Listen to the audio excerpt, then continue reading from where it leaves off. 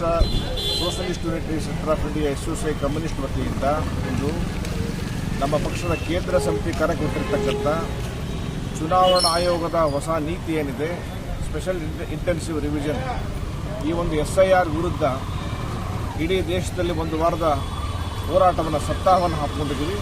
ಅದರ ಭಾಗವಾಗಿ ಧಾರವಾಡದಲ್ಲಿ ಈ ಒಂದು ಪ್ರತಿಭಟನೆ ಹಮ್ಮಿಕೊಂಡಿದ್ದೀವಿ.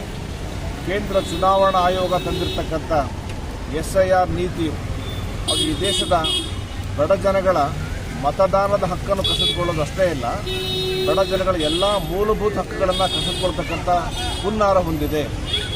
ಇಲ್ಲಿ ಅವರು ಹೇಳಿರ್ತಕ್ಕಂಥ ನಿಯಮಗಳೇನಿದೆ, ಆ ನಿಯಮಗಳ ಪ್ರಕಾರ ಹಿಂದೆ ಮತದಾನದ ಪಟ್ಟಿಯಲ್ಲಿ ಸೇರಿಸೋದಕ್ಕೆ ಹೆಸರುಗಳನ್ನು 11 ಡಾಕ್ಯುಮೆಂಟ್ಗಳನ್ನ ಕೊಡ್ತಕ್ಕಂಥ ಒಂದು ಪದ್ಧತಿ ಇತ್ತು.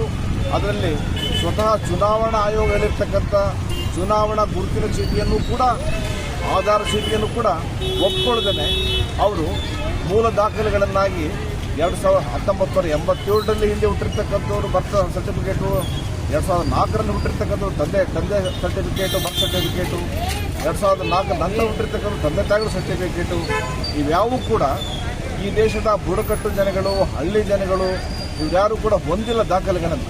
ಅಂತಿಮವಾಗಿ ರೂಲ್ಸ್ ತರೋದ್ರ ಮೂಲಕ ಎಲ್ಲ ಬಡ ಜನಗಳ ಮೂಲಭೂತ ಹಕ್ಕುಗಳನ್ನು ಕಸಿದುಕೊಳ್ತಕ್ಕಂಥ ಹುನ್ನಾರ ಹೊಂದಿದೆ ಅಂತ ನಾವು ಭಾವಿಸ್ತೀವಿ.